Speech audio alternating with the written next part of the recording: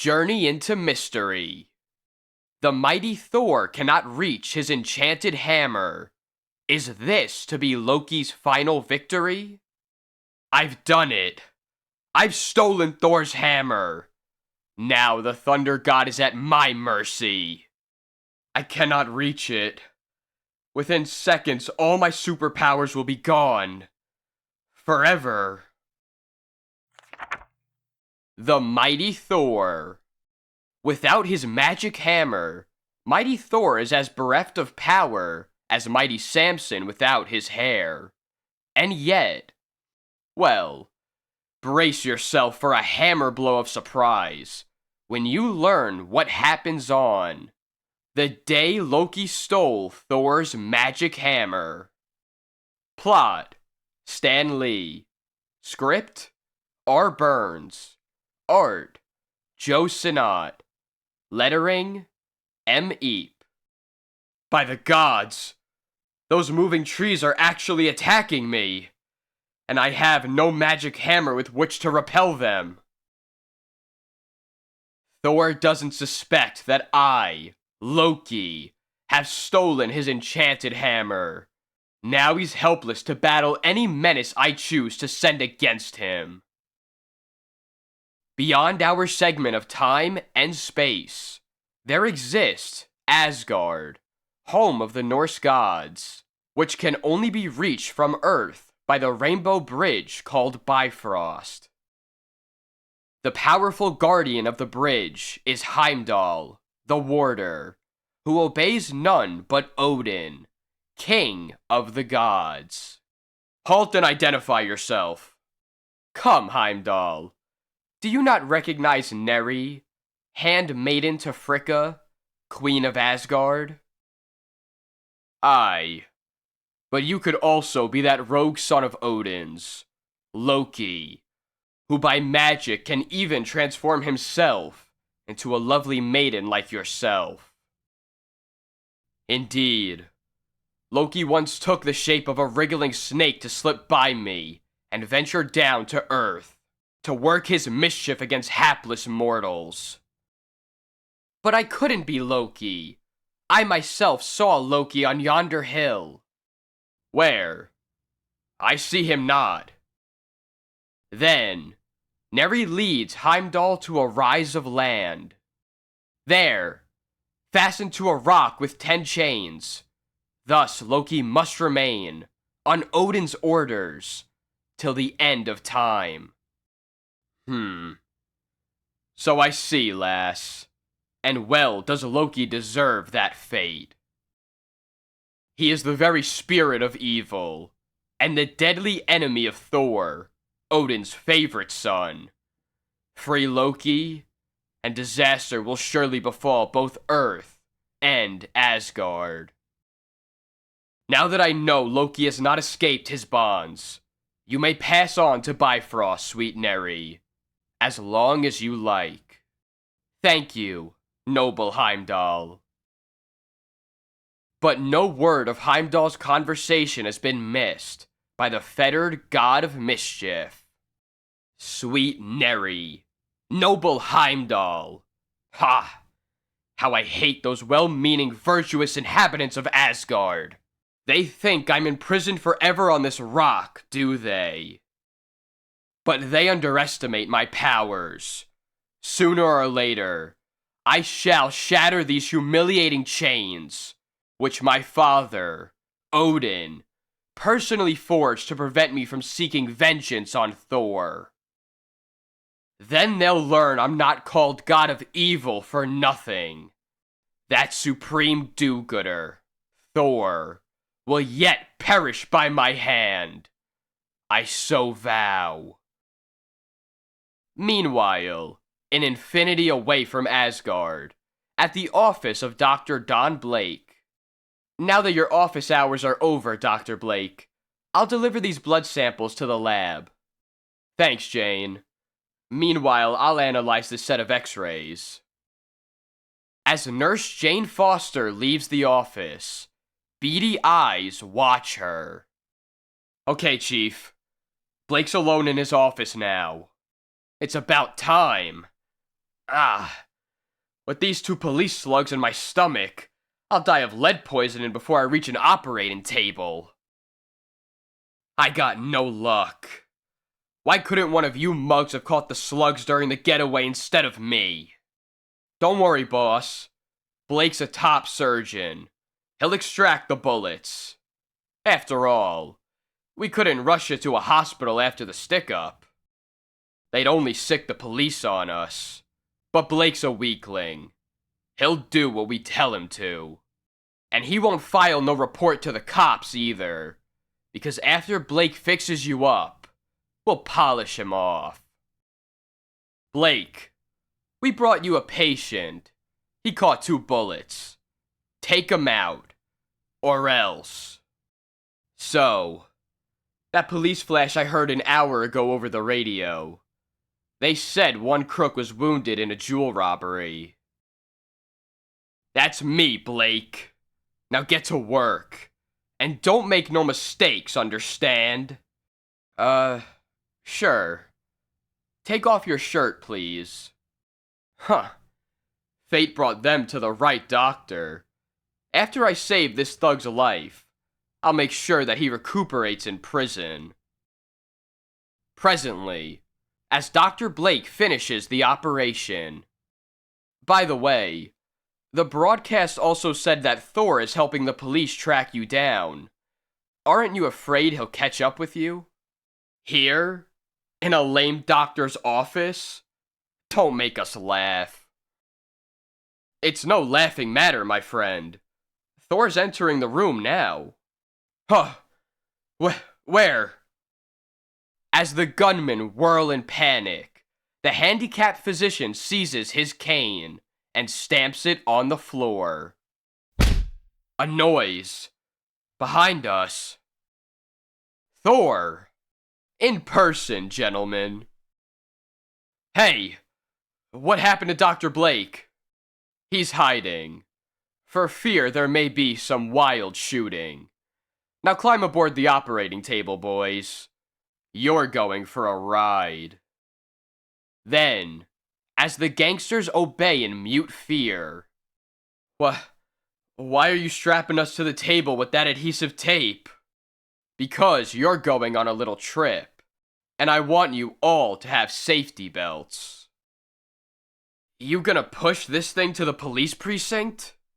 Oh no, that would take too long. You're going to fly there. First, I'll tape my hammer to the table. Then give it a few rapid spins. And away you go. A few seconds later. Look! Thor's hammer delivering the jewel robbers who got away. But why are they strapped to an operating table? It's a long story, mister.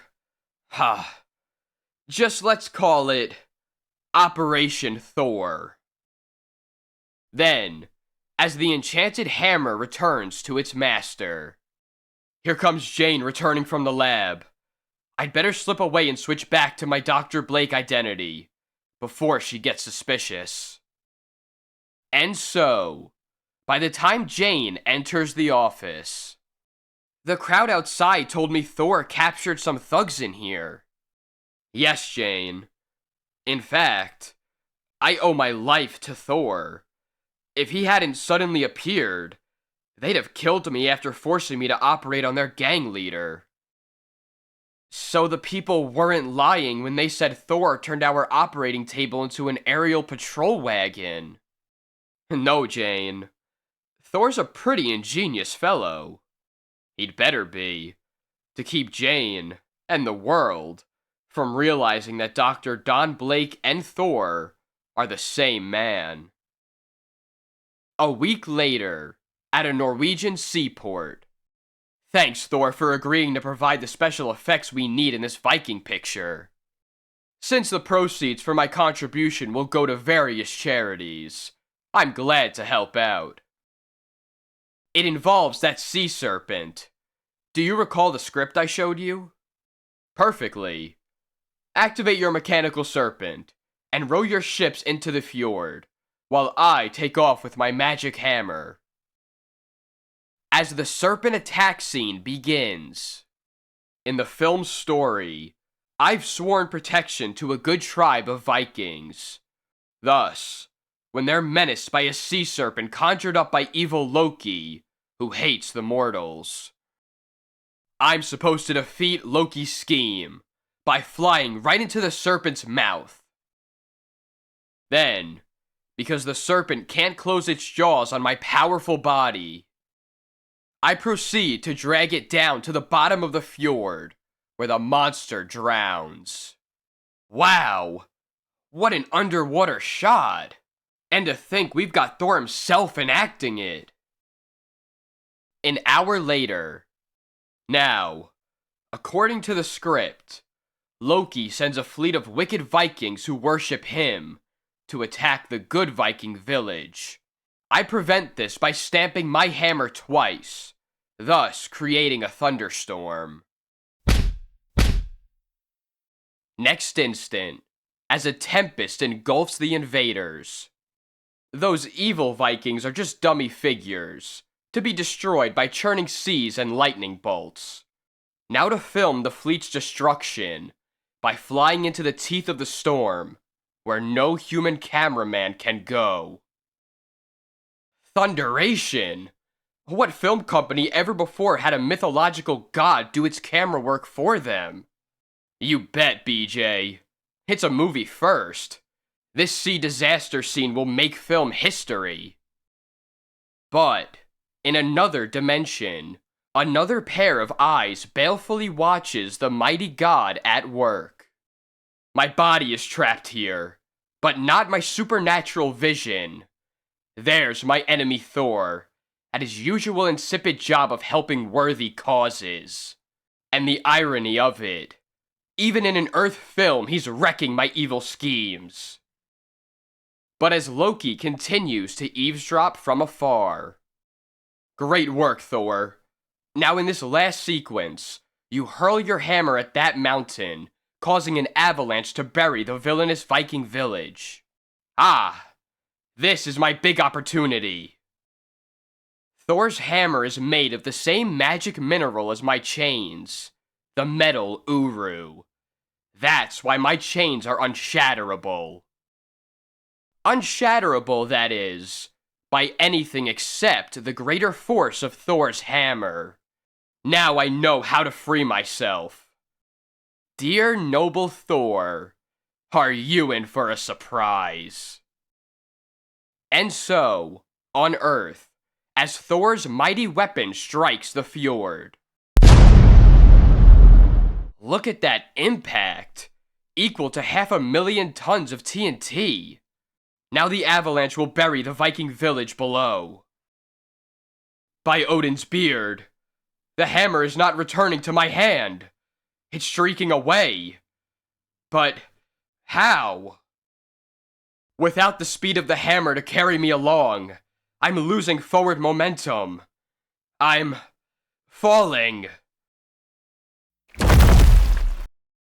Meanwhile, in Asgard, a flying object appears. My powers of sorcery have worked. I've caused the Uru metal of my chains to attract the Uru metal of the hammer with irresistible magnetism. The hammer is smashing my chains to bits. I'm free. I've triumphed.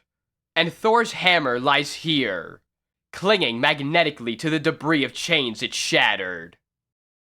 Thor is almost powerless without his hammer, so I'll use my black arts to put an idea in his mind.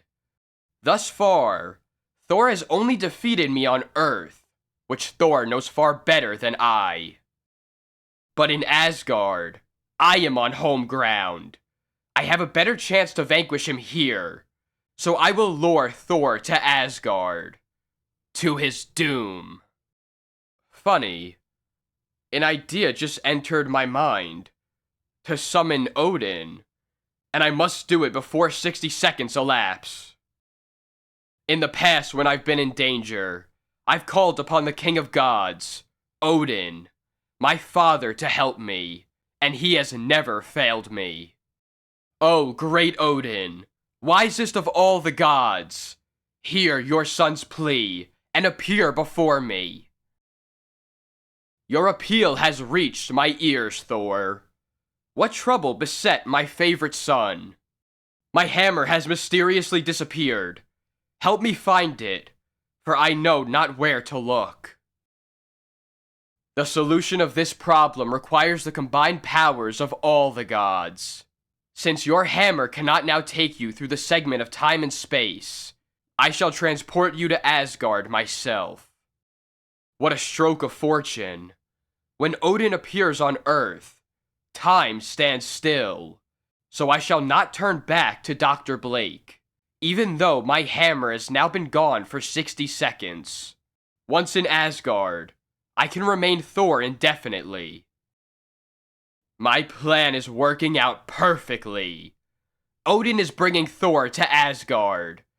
Now to use more sorcery, to put my solution into the brains of the Supreme Council of the Gods. Presently, at Odin's palace, as the ruler of Asgard calls an emergency meeting, we have pondered your predicament, Thor, and we offer this advice. Your hammer must somehow have returned to Asgard.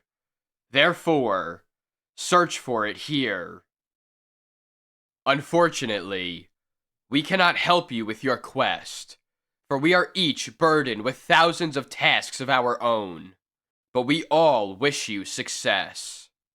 Thank you, noble Odin. I shall begin my search immediately. Everything is happening as I desired. Now, I have Thor at my mercy, on my home ground, with no magic hammer to help him. Verily, Thor has come home to perish.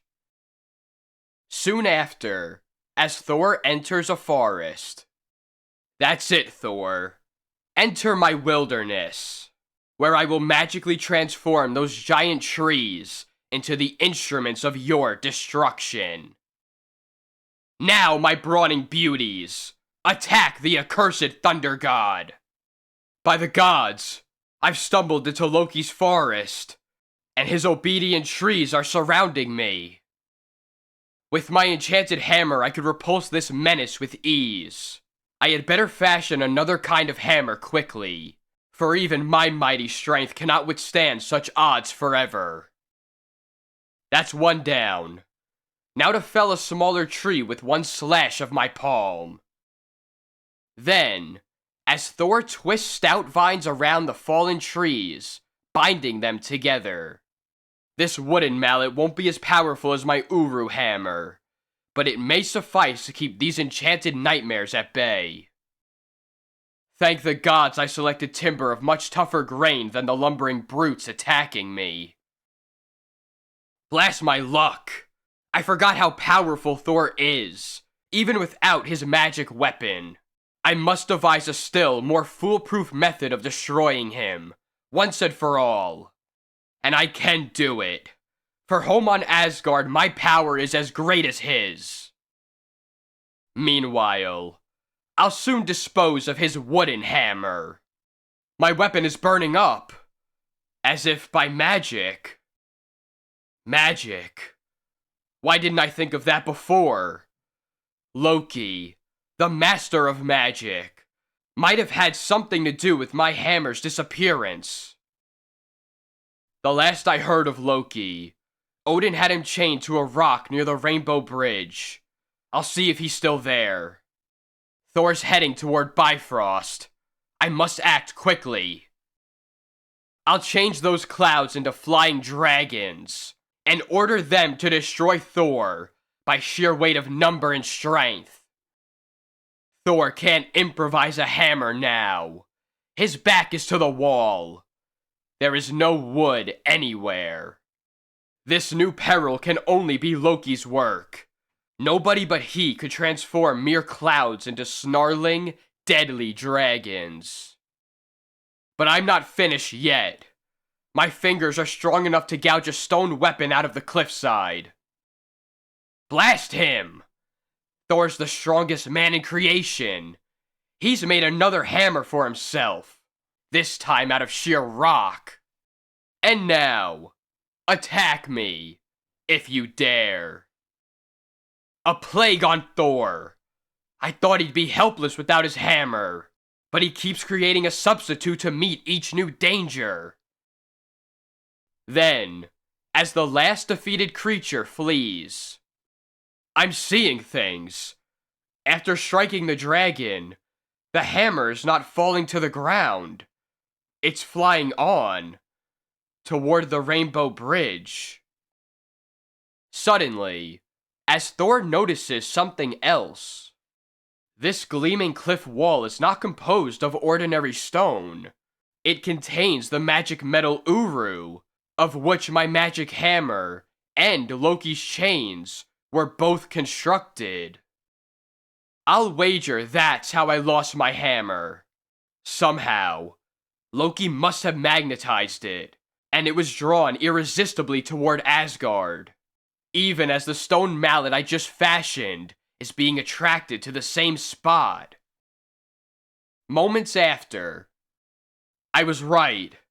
There's my magic hammer, lying on the debris of Loki's chains. I must contact Odin instantly, and tell him that Loki is on the loose again. Then, as the gods respond to Thor's signal, Odin, Heimdall, Fricka. Yes, you villain. Thor has summoned us. You used your black arts to attract Thor's hammer to Asgard, in order to smash your unshatterable chains. Then you influenced Thor's mind to lure him to Asgard, and our minds to keep him here, so that you could destroy him. Aye, Odin. But luckily, I constructed other kinds of hammers to repel the menaces he sent against me. Soon, near Bifrost, return again to Earth, my son, and fear not. We shall find a better way to imprison the sinister Loki. I hope so, Father. For if Loki ever really breaks free, all the hammers in the world might not stop him. That night, at Dr. Blake's office. Gosh, Doc, take it easy. You could hurt a guy with that rubber hammer. Don't worry, Mr. Jones. Dr. Blake is very experienced in using a mallet. Jane, honey, you don't know the half of it. The end.